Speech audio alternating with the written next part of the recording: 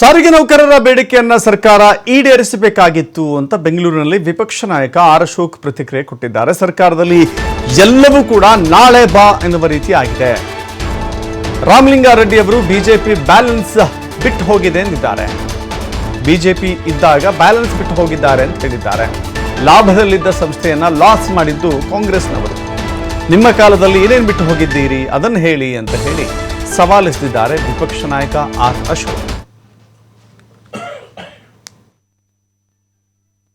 ಇಡೀ ಪ್ರಪಂಚದಲ್ಲಿರುವಂಥ ಎಲ್ಲ ಸಾರಿಗೆ ಸಂಸ್ಥೆಗಳು ಲಾಸ್ ಆಗಿದೆ. ದೇಶದಲ್ಲಿರುವಂಥ ಎಲ್ಲ ಸಾರಿಗೆ ಸಂಸ್ಥೆಗಳು ಲಾಸ್ ಆಗಿದೆ. ಯಾಕಂದ್ರೆ ಯಾರು ಪ್ರಯಾಣಿಕರನ್ನೇ ರಿಸ್ಟ್ರಿಕ್ಷನ್ ಮಾಡಿತ್ತು, ಸರ್ಕಾರನೇ ಪ್ರಯಾಣ ಮಾಡಬಾರ್ದು ಅಂತ ರಿಸ್ಟ್ರಿಕ್ಷನ್ ಮಾಡಿತ್ತು. ನ್ಯಾಚುರಲ್ ಆಗಿ ಲಾಸ್ ಆಗೇ ಆಗುತ್ತೆ.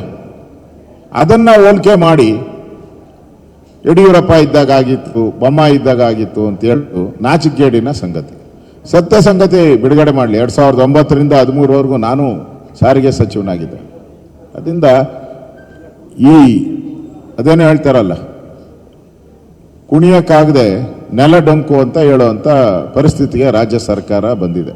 ಇದೊಂದೇ ಇಲಾಖೆ ಆಗಿದ್ರೆ ಪರವಾಗಿಲ್ಲ. ಯಾವ ಇಲೆ ಕಾಂಟ್ರಾಕ್ಟರ್ ಅಸೋಸಿಯೇಷನ್ ಅವರು ಸ್ಟ್ರೈಕ್ಗೆ ರೆಡಿ ಆಗ್ತಾ ಇದ್ದಾರೆ, ಅವರು ಕಾಲ್ ಮಾಡ್ತಾ ಇದ್ದಾರೆ. ಅಬಕಾರಿ ಇಲಾಖೆಯಲ್ಲಿ ಅವರು ಕೂಡ ಈಗಾಗಲೇ ಸ್ಟ್ರೈಕ್ ಮಾಡೋವಂಥದ್ದಕ್ಕೆ ಧುಮುಕಿದ್ದಾರೆ. ಇನ್ಮೇಲೆ ಈ ಸರ್ಕಾರ ಕಳೆದ 3 ವರ್ಷ ಮಾಡಿದ ತಪ್ಪುಗಳಿಗೆ ಇನ್ನು ಮುಂದೆ ಬೆಲೆ ತೆರಬೇಕಾಗ್ತದೆ. ಸರ್ಕಾರ ಇನ್ನು 2 ವರ್ಷ ಸರ್ಕಾರ ಪಾಪರ್ ಆಗಿರುವಂಥದ್ದಕ್ಕೆ ಒಂದು ಕೈಗನ್ನಡಿ ಇವತ್ತು ಇವೆಲ್ಲನೂ ಕೂಡ. ಅದರಿಂದ ಸರ್ಕಾರ ಕೂಡಲೇ ನೌಕರರ ಬೇಡಿಕೆ ಏನಿದೆ ಅದನ್ನು ಈಡೇರಿಸಬೇಕು ಅಂತೇಳಿ ಆಗ್ರಹವನ್ನು ಮಾಡ್ತಾ ಇದ್ದೀವಿ. ಇಡೀ ಪ್ರಪಂಚದಲ್ಲಿರುವಂಥ ಎಲ್ಲ ಸಾರಿಗೆ ಸಂಸ್ಥೆ